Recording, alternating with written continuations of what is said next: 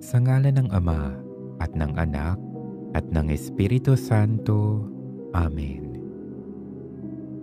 Minamahal kong Panginoon, sa paggising ko ngayong umaga, Ikaw ang siyang nasa isip at puso ko.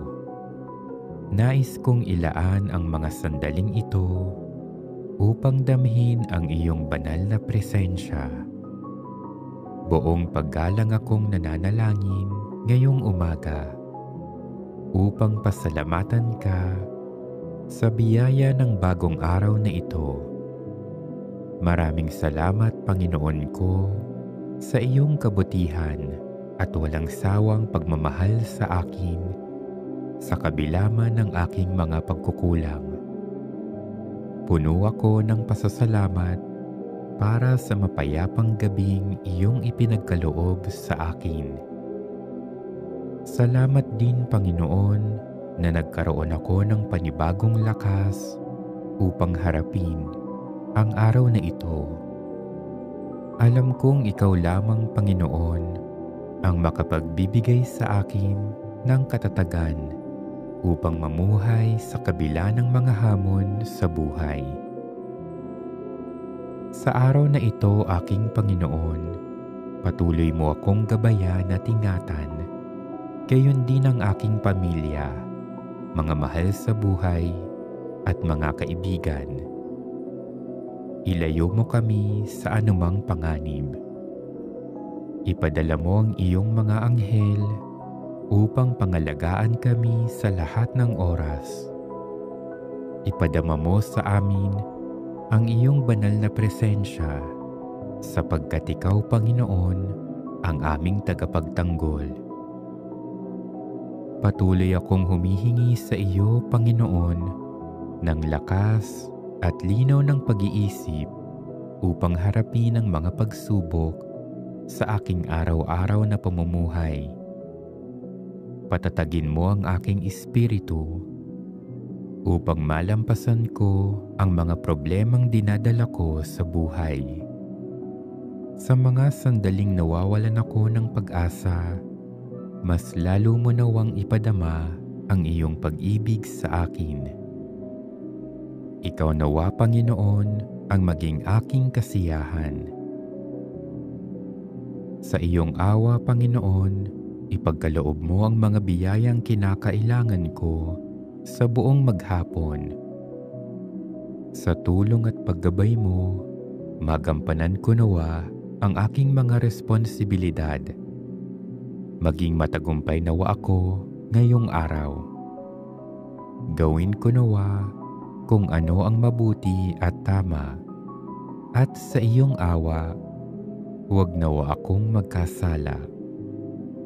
Panginoon ko, ipinagkakatiwala ko sa iyo ang aking sarili, pati na rin ang aking pamilya, mga mahal sa buhay, at mga kaibigan.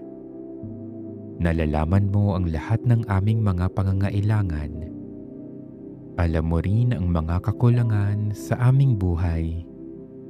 Kaya naman, makapangyarihang Panginoon, kaawaan mo kami at tulungan.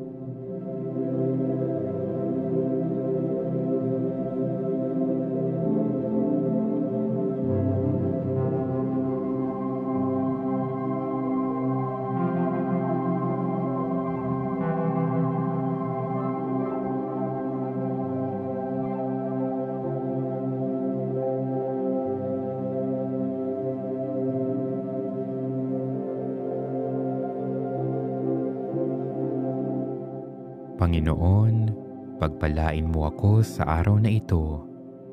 Gabayan mo ang bawat kilos, salita at pag-iisip ko upang maging ayon ng lahat ng mga ito sa iyong banal na kalooban. Samahan mo ako, Panginoon, sa buong maghapon.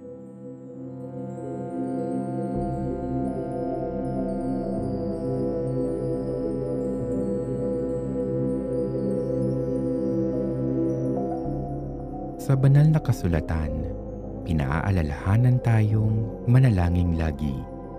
Sa unang sulat sa mga taga-Tesalonika, Nasusulat, "Magalak kayong lagi, palagi kayong manalangin at magpasalamat kayo sa Diyos sa lahat ng pagkakataon, sapagkat ito ang kalooban ng Diyos para sa inyo sa inyong pakikipag-isa kay Kristo Jesus." Kaya sa mga sandaling ito, buong pag-ibig at pananampalataya tayong manalangin. Mapagmahal naming Ama, buong pagpapakumbaba kaming lumalapit sa iyo ngayon at punong-puno ng pasasalamat para sa biyaya ng araw na ito. Nagpapasalamat rin kami sa iyong walang maliw na pagmamahal at patuloy mong pagpapala sa amin araw-araw. Maraming salamat sa biyaya ng buhay at ng mabuting kalusugan. Lubos rin naming ipinagpapasalamat ang aming pamilya, mga kamag-anak, kaibigan, at mga mahal sa buhay. Higit sa lahat, salamat rin sa panibagong pagkakataon upang maglingkod sa iyo at sa aming kapwa. Sa pagsisimula namin sa araw na ito, hinihiling namin ang iyong patnubay, karunungan at biyaya na tulungan kaming mamuhay ayon sa iyong banal na kalooban. Aming Panginoong Hesukristo, nananalig kami sa iyo at tinatanggap ka namin bilang aming maawain at mapagmahal na manunubos. Ipinagkakatiwala namin sa iyo ang lahat ng aming mga daing, ang aming mga gawain sa araw na ito, lahat ng aming tuwa, galak, pati na rin ang aming kalungkutan at pagsisikap sa maghapon. Kaisa ng iyong pagpapakasakit sa krus, nawa ang aming paggawa ng mabuti sa araw na ito ay maging kalugod-lugod sa iyong kamahal-mahalang puso. Sa iyong awa, itulot mo nawa ang kaligtasan ng aming kaluluwa. Patawarin mo nawa kami sa aming mga pagkakasala at buhayin mo sa amin ang masidhing pagnanais na magbagong buhay at lumayo sa kasalanan. Manatili ka nawa sa aming piling upang maligtas kami sa anumang panganib. O Banal na Espiritu, dumudulog kami sa iyo upang hingi ng iyong makalangit na karunungan at upang mapuspos kami ng biyaya at pagpapala ngayong araw. Hiling namin ang biyaya ng matibay na pananampalataya upang patuloy kaming magtiwala sa kabutihan at habag ng Diyos. Idinadalangin din namin ang biyaya ng pag-asa upang maging matiyaga at matatag kami sa harap ng mga pagsubok at anumang kahirapan. Ipinagdarasal din namin na mapuno kami ng pag-ibig upang mamuhay kaming kaisa ng Diyos at ng aming kapwa.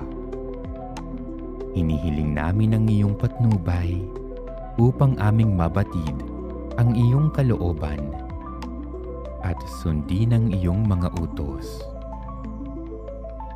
Aming mahal na Birheng Maria, iginagalang ka namin bilang ina ng Diyos at aming ding sariling ina. Ipinagkakatiwala namin ang aming sarili sa iyong pangangalaga at makainang proteksyon. Tulungan mo kaming tularan ang iyong pagpapakumbaba, pagiging masunurin sa kalooban ng Diyos, ang iyong kadalisayan at iyong pagiging maibigin sa kapwa. Akayin mo kami patungo sa iyong anak at tulungan mo kaming ipagkatiwala ang aming buhay sa kanyang habag at pag-ibig. Lahat ng mga anghel at mga banal Hinihiling namin ang inyong pamamagitan at pagtulong, lalo na sa oras ng kagipitan. Ipanalangin ninyo kami upang maging karapat-dapat sa harapan ng Diyos at upang maging matiyaga kami sa aming paglalakbay sa mundong ito. Masundan nawa namin ang inyong halimbawa ng katapatan at kabanalan. O aming mapagmahal na Ama, kalugdan mo kami at ang aming mga daing. Nagkakaisa ang aming mga pusong nagpapakumbaba at idinudulog namin sa iyo ang lahat ng aming mga pangangailangan, ang lahat ng aming mga saloobin at mga hinaing, ang aming mga hiling at intensyon.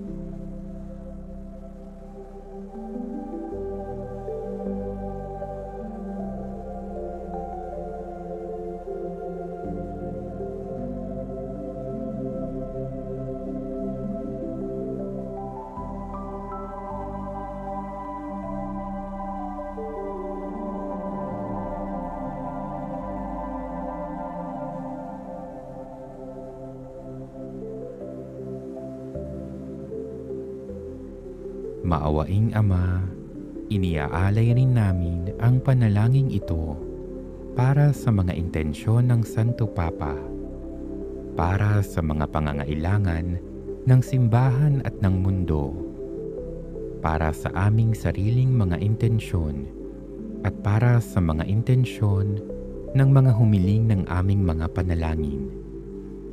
Gayon din, aming ipinagdarasal ang mga may sakit, nalulungkot o nagdurusa, at ang mga nasa panganib o nakararanas ng anumang uri ng kahirapan o karahasan.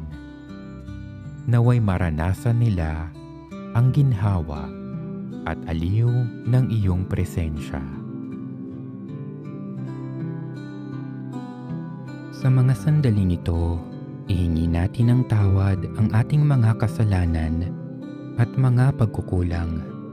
Taos-puso tayong magsisi at manalangin. O Diyos ko, ikinalulungkot ko ng buong puso ang pagkakasala ko sa iyo. Kinasusuklaman ko ang lahat kong kasalanan dahil sa takot ko sa hirap ng impyerno, ngunit lalo naman dahil ang kasalanan ay napakasama at nagbibigay sakit sa kalooban mo. O Diyos, na walang hangganang kabutihan at nararapat na ibigin ng walang katapusan. Nagtitika akong matibay at umaasa sa biyaya mo na maikumpisal ko ang aking mga kasalanan, matupad ang parusang hatol at magbagong buhay. Amen. Dumulog tayo ngayon sa ating mahal na Ina. Hingin natin ang kanyang mga panalangin at pangangalaga sa araw-araw. Kalinis-linisang Birheng Maria, Ina ng Diyos at Ina ng Santa Iglesia, ikaw ay aming ding-ina na laging handang sumaklolo sa amin. Taglay ang mga pusong lipos ng pag-ibig sa iyo. Iniaalay namin ang aming sarili sa iyong kalinis-linisang puso upang kami ay maging tapat mong mga anak. Ihingi mo kami ng tunay na pagsisisi sa aming mga kasalanan at katapatan sa aming mga ipinangako nang kami ay binyagan. Iniaalay namin sa iyo ang aming puso't kaluluwa upang lagi naming sundin ang kalooban ng aming Ama sa langit. Iniaalay namin sa iyo ang aming buhay upang lalo naming mahalin ng Diyos at mabuhay kami hindi para sa aming sarili kundi para kay Kristong iyong anak at upang siya ay aming makita at paglingkuran sa aming kapwa. Sa abang pag-aalay na ito, pinakamamahal na ina ng laging saklolo, ipinangangako namin na ang aming buhay ay itutulad namin sa iyo. Ikaw na pinakaganap na Kristiyano, upang matapos naming mailaan sa iyo ang aming sarili sa buhay at kamatayan, ay makapiling nawa kami ng iyong anak, magpakailanman. Amen. Halina Espiritu Santo, punuin mo ang mga puso ng mga tapat sa iyo, at papagningasin mo sa kanila ang apoy ng iyong pag-ibig. Ipadala mo ang iyong Espiritu at sila'y malalalang, at babaguhin mo ang mukha ng sangkatauhan. Manalangin tayo.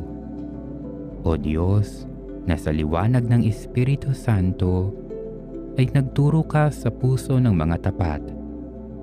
Ipagkaloob mo na sa pamamagitan na rin ng Espiritong iyan ay malaman namin ang matuwid at matamasang palagi ang kanyang pag-aliw sa pamamagitan ni Kristong aming Panginoon.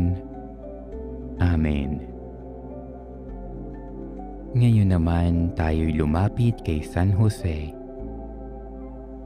O San Jose, dakilang patriarkang may kakayahang gawing posible ang mga imposible. Halina at tulungan kami sa panahon ng kagipitan at paghihirap. Ingatan at pangalagaan mo kami nang mauwi sa mabuti at magbunga ng maganda ang aming mga pagdurusa at pinagdaraanan sa buhay. Aming minamahal na Ama, buo ang pagtitiwala namin sa iyong pagtulong.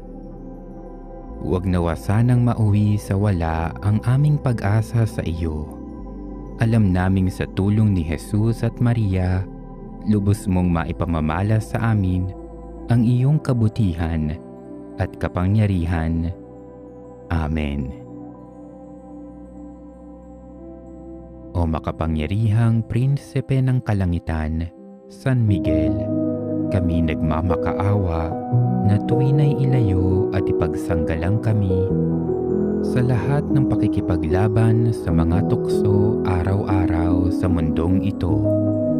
Tulungan mo kaming mapagtagumpayan lahat ng kasamaan at patatagin kami upang maihayag ang aming pananampalataya at katapatan sa makapangyarihang Diyos, kasama ng mga anghel at banal sa langit.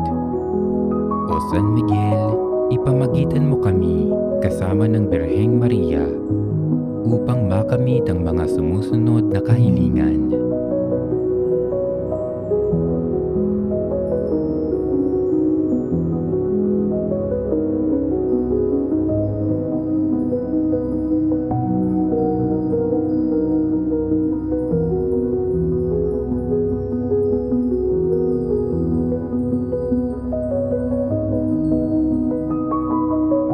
Ito ang aming dalangin sa Diyos Ama at sa ngalan ng kanyang bugtong na anak na si Jesus, kasama ng Espiritu Santo, magpasawalang hanggan.